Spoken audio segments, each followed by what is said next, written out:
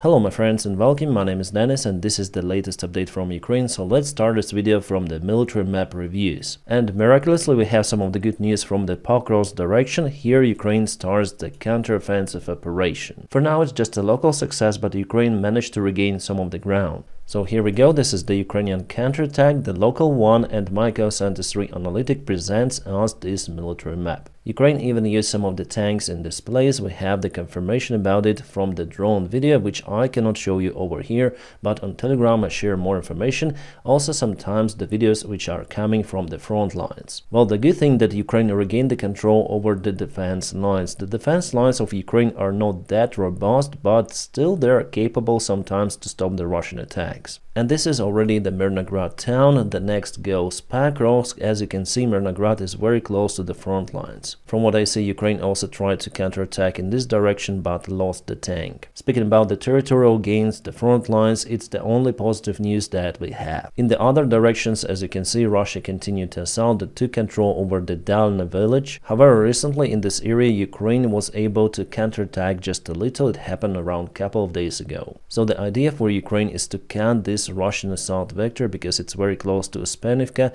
and for Russia the idea is to close this bottleneck over here, which is now roughly 4 kilometers long, and by doing so Russia will trap the large group of Ukrainian forces in all of those villages. We may also see it in a deep state military map update, and here we may check out that Russia assaulted towards Romanivka. So for the Ukrainian armed forces it will be hard to get away from this place. Let's check out the 3D map over here. So the terrain here is mostly flat, and as the deep state military map says, Russians already advanced very close to Romanivka, making this narrow and kind of the long attack. For now I don't have the information about the forces which Russia is using in this particular direction. Guys, actually we are in lack of many of the details of what is actually happening there on the ground, but judging on my experience it's better to withdraw the forces, and I told you about it in my previous videos. For now I'm speaking about just those villages. For Ukraine it's crucial to save the forces for the future battles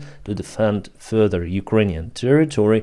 That is why Ukraine shouldn't allow its forces to be encircled. Those could be the direct losses of the Ukrainian army, as well as the morale of the Ukrainian soldiers who are fighting on the front lines will be lowered as well. Also, we know the conditions in the Russian prisons for Ukrainian soldiers who were imprisoned, and we also know about the war crimes which Russian soldiers continue to do against Ukrainians. So by any sort of the means, Ukraine should secure its personnel at first. And Russia also continued their attacks towards Velika Novosilka. So it was yesterday, it is today. They've occupied lots of the fields, and now the battle is ongoing for Ruzzian village. I have the information about this place. In direction of Velika Novosilka, Russians started the attack during this morning. Russians were using 7 of the vehicles and the landing forces, paratroop divisions.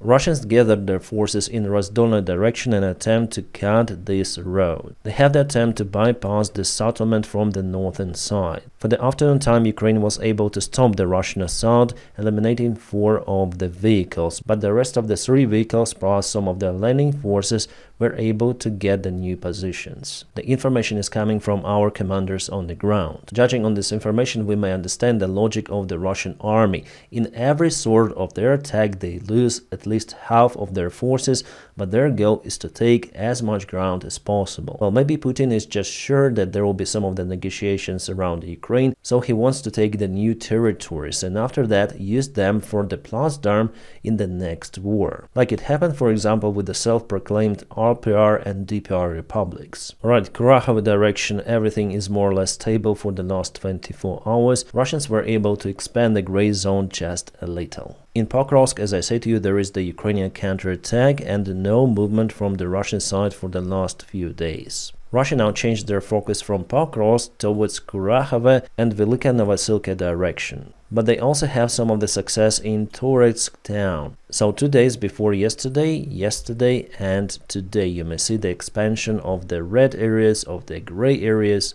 It is not just from the deep state military map, there are other sources reported about this, and Russia moved towards this area as well. The report from our commanders: for the last week, the enemy increased the pressure in towards direction, especially on the southwest flank. The enemy is not using the armored vehicles mostly and sends the small group of the armed forces, infantry forces, to get the positions. The Ukrainian IDAR battalion commander says that he witnessed the disorganization in Ukrainian Armed Forces Command in this direction. For the Chasiv Yar, the battle continues. Russians were not able to get more ground for the last 24 hours. By the way, guys, if you want to support the job that I do on YouTube, you might join my Patreon. The link for my Patreon page is available right in the video description below.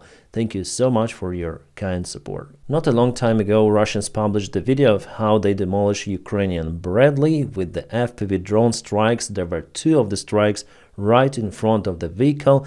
Well, the Bradley survived, and actually it went to Ukrainian positions. It happened in the Kursk region. As you can see, there is the damage down to the barrel of the vehicle, to the gun. Also in the engine compartment, the engine is smoking, but it was running. This fantastic vehicle was definitely able to save Ukrainian soldiers. So Bradley is awesome, and Ukraine should have more of those vehicles, obviously. Well, there are some of the cases where even the robust armor of Bradley cannot save the crew. Like, for example, in this case, we have the turret of Bradley lying in the field, and this is the body of the vehicle, and one more Bradley came for the rescue mission probably. Well, maybe it was the big caliber artillery shell which hit this vehicle, or maybe it was the Lancer drone, which also could be kind of powerful, and if it hits the munition storage of the vehicle may explode like you see on this picture. And this is the Ukrainian Abrams tank which Ukraine uses in the Kursk direction. This tank was hit many times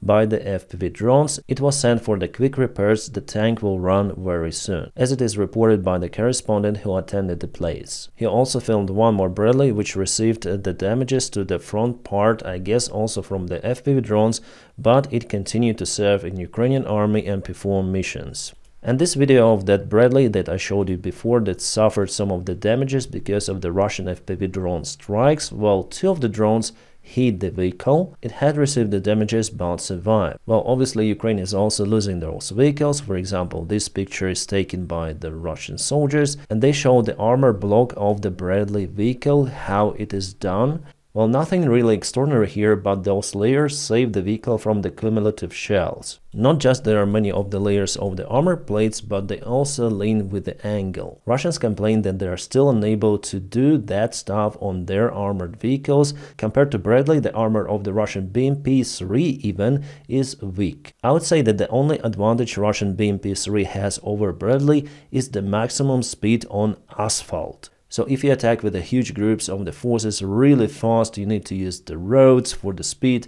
In that case, yes, it could be the solution. But if you speak about the steady, slow fights which are happening right now, Bradley is obviously much better. The Russian propaganda media and the Russian Z community have total different opinion on Bradley, and the Russian Z community really says that Bradley is awesome. The Russian BMPs have nothing even close to that vehicle. Yes, it's my favorite vehicle from all of this war campaign. I mean, Bradley, it is definitely the one. Here's one more picture of this block. As you can see, it was severely damaged, and this is the armor plate, and there are many of those. So M113, unfortunately, it's the old school variant of the armored vehicle. Unfortunately, yes, it's very fragile compared to Bradley against the FPV drone strikes. Right, so there is one more ambushment of the Russian forces behind the front lines. It happened in Zaporizhia direction, so Russia gathered their forces for the training. Their position was spotted by Ukrainian surveillance drone, so later on HIMARS visited the place. As a result, many of the Russians went completely zero. I would say that the strikes on the Russian forces intensified by using the HIMARS systems. And by the way, Russia continued to lose their tanks. For example, this was the best Russian tank T-90 Prorif and the classical turret flight. As some say, the Russian T-90 tank type spent more time in the air than the Russian Sukhoi 57 fifth-generation fighter jet. Yeah, Elon Musk with his SpaceX just sucks compared to the Russian tank space program. Well, at least it is more entertaining, right? More about yesterday's case with ICBM. After all, it wasn't really ICBM, it was a modification of the Russian Rubesh missile with just minor changes. A middle-range missile which is IRBM but still is capable to reach many of the European countries, I think all of the European countries, from the territory of the Russian Federation, because the range of it is roughly 5,000 kilometers. The Russian Foreign Minister Lavrov mentioned that strike today again. In general, all of the Russian propaganda media continue to say of how successful that strike really was and how Zelensky is in panic, as they say, about this attack. Well, honestly, I don't see the panic after the strike, and speaking about the damages, I think with that strike, Russia caused more damages for them than for Ukraine, because the price for the missile is nearly 80 million United States dollars. Are there the signs that Russia may use the same missile again with the standard TNT warheads? Well, it could be. About the nuclear warheads, I don't think that it is possible really from Putin, judging on what we know about Putin. The debris of the missile were found in Dnipro city. The Ukrainian side stated that there was no significant damage done to any sort of the infrastructure with this missile. The interesting thing about Putin's address bill mentioned today, they expedited the video by 50 times, and you see that there is no movement of hands of Putin, just his head and upper part of the body is moving a little. Maybe his hands are a little shaky and he glued them to the table. The Ukrainian intelligence confirms the Russian plan for Ukraine, so Russia wants to occupy the vast Ukrainian territories. The central and the southern part of Ukraine in Odessa Oblast they call pro-Russian territories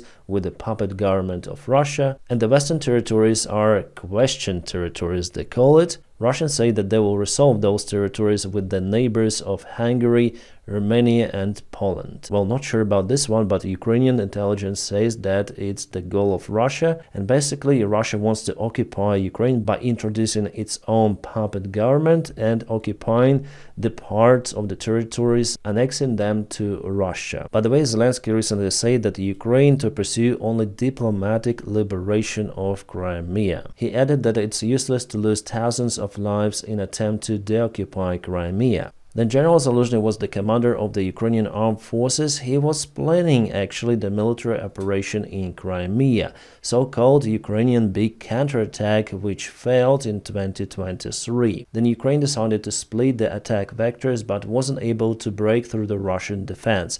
Actually, there are many of the points where Ukraine broke through it, but there were many other defense lines, so Russians were prepared for this scenario, unlike what we see this year in the Kursk region where Russians were not prepared. So the aim for Ukraine was definitely to reach the Azov Sea near Crimea and start the big landing operation there as well. But now Ukraine totally cancels this ambition and also ambition to land in Crimea. As I say to you in one of my videos, Ukraine planned also this operation of landing, but now with the current situation, Zelensky said that Crimea is no-go, at least in the military way. Well, we all see how the Russian ballistic missiles and how their territorial gains got the headlines, but no one shows this stuff really. Those are the plastic bags which Russian volunteers are complaining about because they need many more of the bags now. And they call Russians to donate the funds for the plastic bags. They say it had never been like that.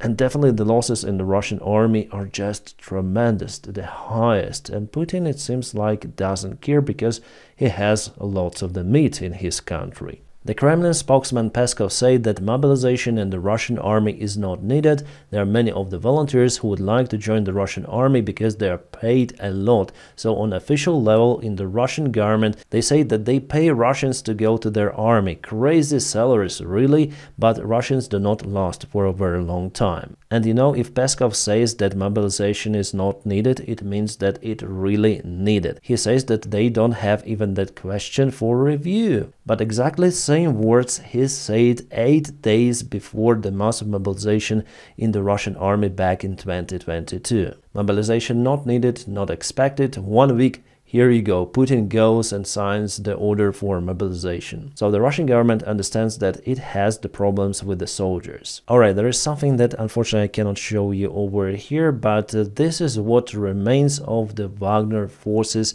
in Mali. Yes, again, their big convoy was ambushed. You know, guys, the forces which done it are also not our friends. Those are just religious fanatic armored groups, and they fight against Wagner. Wagner fights against them. It's the perfect scenario for us, actually. And the Wagner will obviously not go back to Ukraine. The Ukrainian army continued to demolish the Russian bridges in the Kursk region. So Russia repaired one of the bridges, and later on, with a gliding shell, Ukraine was able to put it once again. Yes, it's a funny picture from the case with Airbus A321, I guess. Second field landing of the Russian pilots happened the last year. Well, the Russian civil aviation in general has tremendous problems with their aircraft. For example, half of all of their Airbuses cannot continue the operation any longer because they're in lack of the spare parts and updates. The similar case is for Boeing, but because Boeing is used in ex-Soviet countries a lot, still you can get some of the spare parts in the market. But even that will not help in the long-term perspective, so the destiny of the Russian civil aviation, there is no destiny actually. If the current sanction policy continue, and I guess it will continue, the Russian fleet will be grounded mainly. Yes, we need few more years for it to happen, but it will happen. And it will hit severely the Russian economy because such a big country absolutely needs aviation. After the Soviet Union collapsed, Russia bought many of the Western-made airplanes. Russians didn't develop their own airplanes without the Western-made parts, so even Sukhoi Superjet has the Honeywell electronics and many components made in the Western countries. So it will be grounded as well as Airbus and Boeing in the future. What Russia may maintain are their ancient fleet of the Soviet-made aircraft, but there are not many. So Russian economy will suffer a lot because of the poor logistics. Alright, what we see here that the Russian currency ruble basically goes down every day. For the last couple of days, the Russian currency lost 5% of its value. 5% in a matter of 2 days, it's quite a lot. I guess it's the reaction of the markets on the Russian ballistic missile launch. But not just that, as I told you, the Russian economy just suffers. It is in stagflation state, as the Russian central bank calls it. That's why it's important to keep the sanctions on Russia. In a long-term perspective, Russia will lose. They will not be able to finance their army because they will be just bankrupt. Yes, Russia now has the markets to trade with, but again, it's not long-term solution to maintain the Russian economy at the previous levels and at the levels to maintain the production of weaponry. By the way, it's one more reason for Putin not to use nuclear weaponry in Ukraine or elsewhere, because in this case, China will stop trading with Russia as well. Russia will be globally isolated. Maybe, as I told you, North Korea will be the only partner of Russia because China is strongly against using the nukes. Well, the problem for Russia is not today's currency value of 104, it could be 160, it doesn't matter. The main idea is the trend for the devaluation. There is the big scandal around the European French-British concern Thales company, the company which produces electronics for military and for aviation. The company is accused for money laundering, corruption and bribes. Yeah, sometimes we speak about the corruption in Ukraine, but corruption is happening in the West as well as in Ukraine, sometimes even worse. Well, in Ukraine we have it on all levels, but in the Western countries you don't have it in your ordinary life. But if you speak about companies, politicians, governments, there is corruption and quite high corruption elsewhere. So the Thales is actually the largest defense technology firm in Europe. Yeah, obviously the company denies all of the allegations, but investigation continues. As I've told you, they've been accused of bribery and corruption. And before there was the big investigation done by the journalist that Thales company continued to supply their equipment to the Russian Air Force, maintaining the Russian Su-30 flying. They did it via the third countries, for example, Kazakhstan. Not just they supplied the new equipment, but they also received the spare parts from the Russian Federation for maintenance. So I guess they knew where those spare parts were coming from. And it is good that journalists have the opportunity to put the light on it, as well as bloggers as me on YouTube. Saying about it is not convenient for the big corporations, but it should be said, even though Thales supports equipment to Ukraine too. But I think that here they should decide whom they really want to support, because the truth will be uncovered. I'm well familiar with the Thales company because the screens on commercial airliners like Airbus and ATR-72, which I was flying for a very long time, are made by that particular company. They also produce the aiming equipment and lots of the very precise electronics for the military purpose. Also, the components of this manufacture were found in the Russian armored vehicles aiming equipment, but Russia signed the contract before the full-scale war, so they received some of the parts from that time. Oh, interesting, the producer of the Russia Today propaganda media lost his life or was zeroed in the Chasiv Yar, as Russia reports. Russians are saying that he sacrificed himself for truth. Yeah, truth from Russia Today, just show me that. Alright, we have some of the news from Rostov region of Russia. There is the hydroelectric power plant which is now burning. The local Russian media sources published the news about it, but later on deleted, but we have everything on Telegram, including the video. How did it happen? Well, it's the usual mystery which happens in Russia every night. My friends, and now please don't forget to press your huge like to this video. By doing so, you help me a lot. As usual, I wish you all a peaceful sky wherever you are, and have a great time.